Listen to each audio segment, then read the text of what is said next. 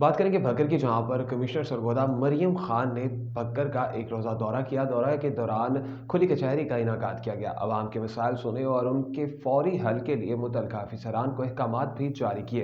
तफसीलात के मुताबिक कमिश्नर सरगोदा मरियम खान ने भक्कर का दौरा किया। दौरे के दौरान DC ऑफिस सब्जाजार में खुली कचहरी का इनेकाद किया गया, जिसकी सदारत कमिश्नर सरगोदा मरियम खान ने की। जिला के आला अफसरान के अलावा जिले अंजुमन ताजरान के साथ शहरियों की कसीर तादाद ने शिरकत की। कमिश्नर सरगोदा ने आवाम के मसाइल सुने और उनके बरवक्त हल के लिए मुतल्लिका अफसरान को अहकामात जारी किए।